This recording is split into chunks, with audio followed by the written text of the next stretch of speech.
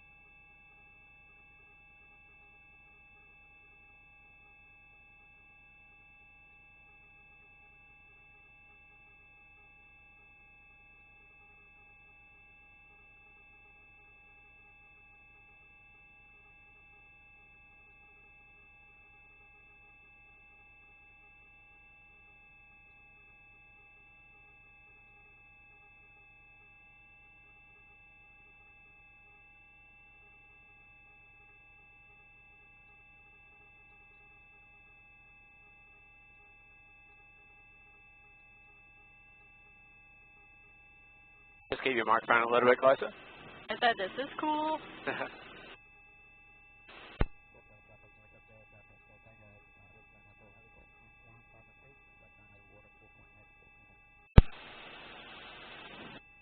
Alrighty guys, so we're going to climb up a little bit and then we're going to track out towards the coastline.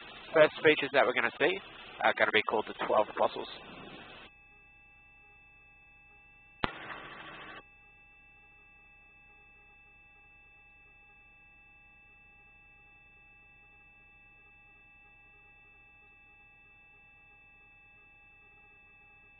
So splitting them up, numbers 3 through to 7 are on our left hand side and numbers 1 and 2 on our right.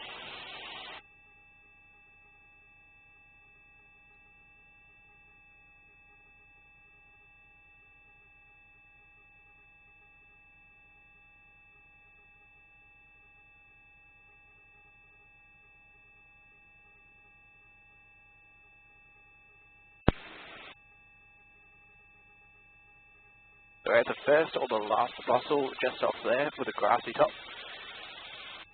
And then from here on, all rock features are not part of the 12 apostles and have their own unique names. Starting with the Twin Sisters, and then we have the Salt and Pepper Shakers and the Razorback Bridge behind that.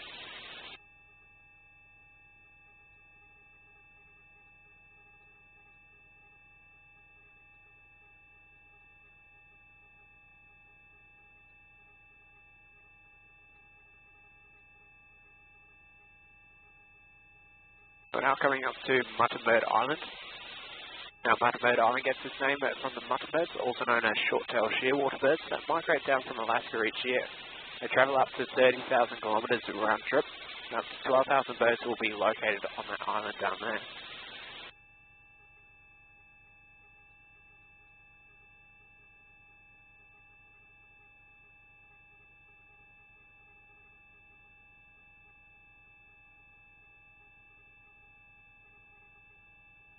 We're now going up to the baker's oven down there. It gets its name from the hole in the centre, resembles a baker's oven or a wood-fired pizza oven.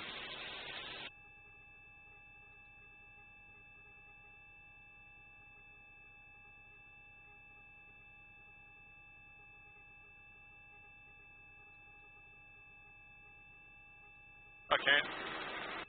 Say that again?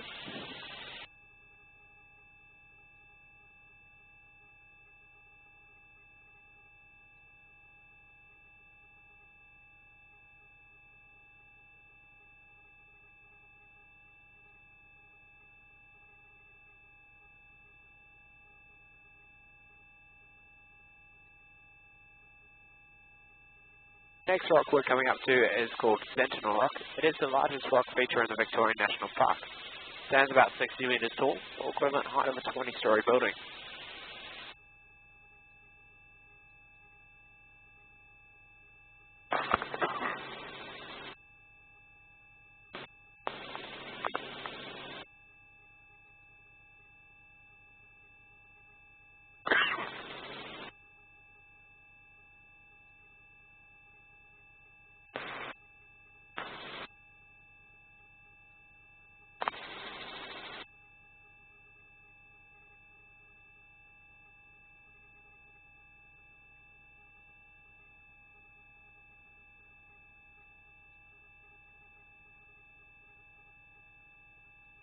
Now we're just coming up to Port Campbell Township down there. Home to about 250 people year-round. Averaging some of the population triples in size. It's a very popular tourist spot during Christmas and New Year's. What's this one called again? Port Campbell. Oh. Have you guys been through Port Campbell yet? Yeah, nice. Yeah, we stayed there last night.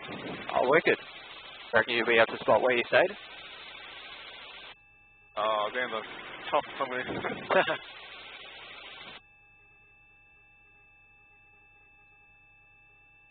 Pension Bridge is awesome for a walk. Pension Bridge down this side of the river. Yeah, no, it's pretty cool walk, that one.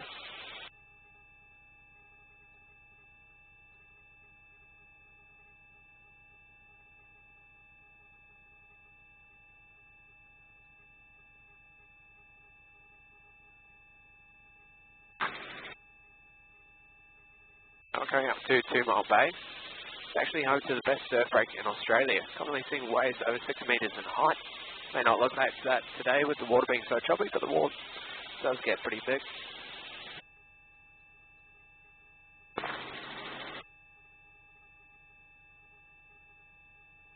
The different colors are gorgeous. Yeah, it's pretty spectacular, isn't it? Yeah.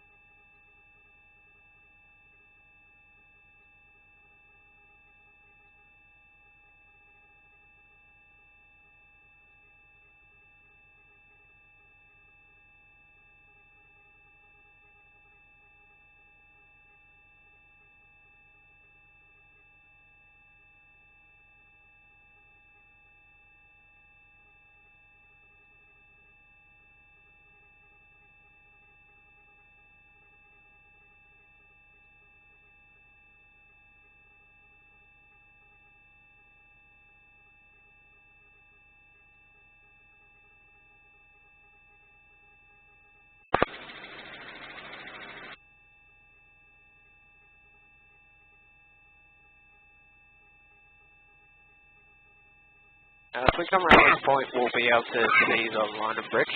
From the air, the London Bridge kind of looks like a love heart-shaped island.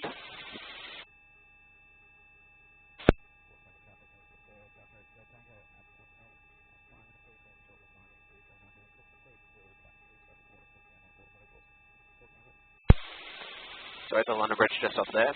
Now there used to be an archway connecting the London Bridge to the mainland, however that has now collapsed. That collapse happened back in 1990 and actually left 2 people stranded on the island down there. Now we're just going to climb up a little bit and turn around, okay? We'll get a pretty good view of the London Bridge as we do this.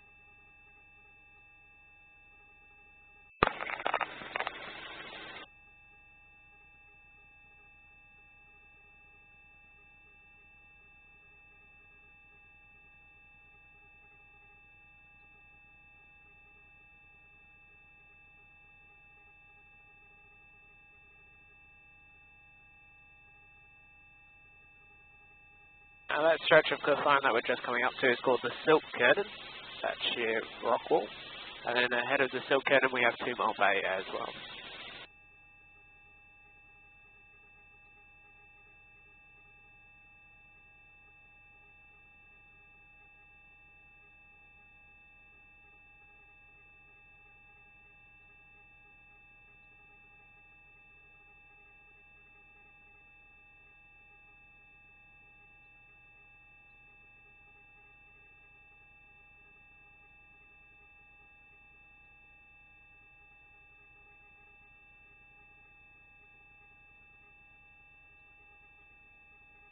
pretty good look onto the foreshore down in Port Campbell there.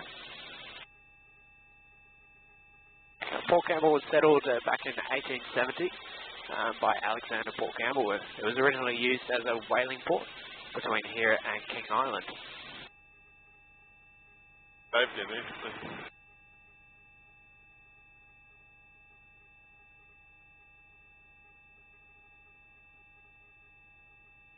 Now we're going past the stretch of cliff line is a great example of the amount of erosion that these cliffs see each year. We see about 2 to 5 centimetres of erosion. See the cliffs have slowly crumbled down.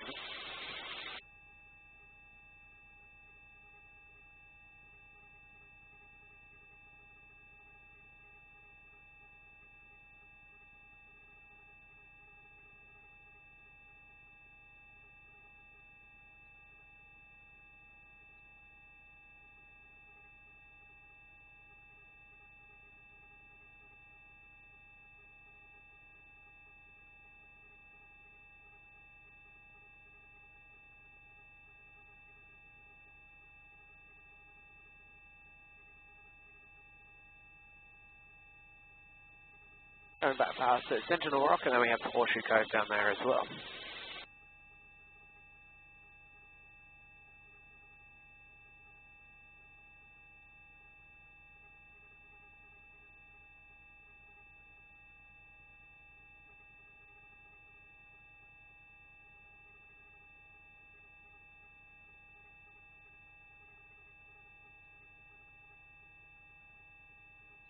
We have the Baker's Oven down there. That looks like a T-bone steak from this direction.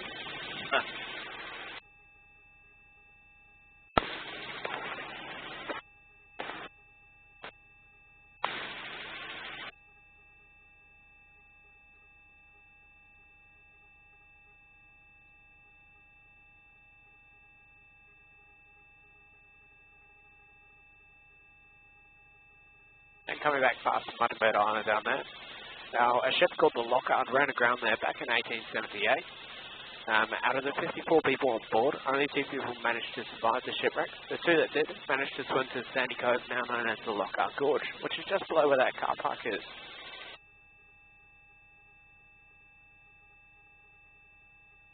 Going back past the Razorback Ridge, the Salt and Pepper Shakers, and the Twin Sisters. And then we have the third fossil there with the grassy top.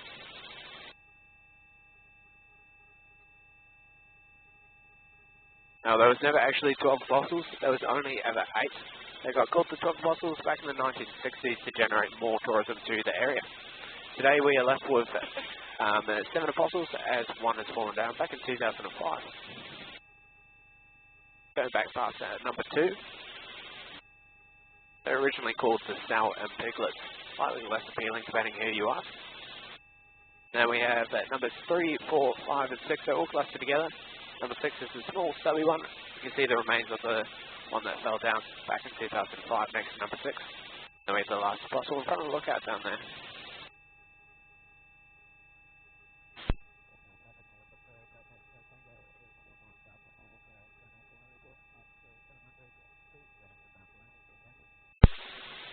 Now those 2 rocks are called Gog and Magog. They're not part of the 12 fossils. They unfortunately didn't make the cut.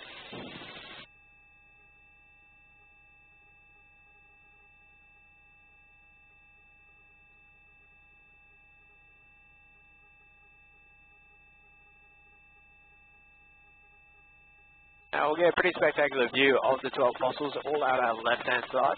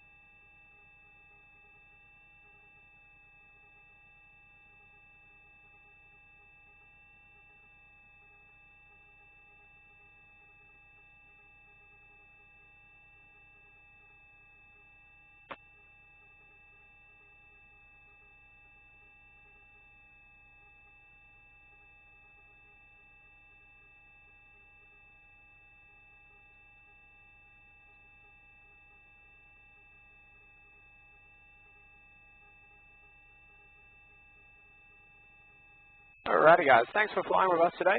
You can give us, we wave it in the camera up there, and the guys will help get you out of the aircraft today. Hope you enjoy the rest of your day, okay? Thank you. Thank you. Take your headsets off and put them on the headset rack just behind your heads, okay?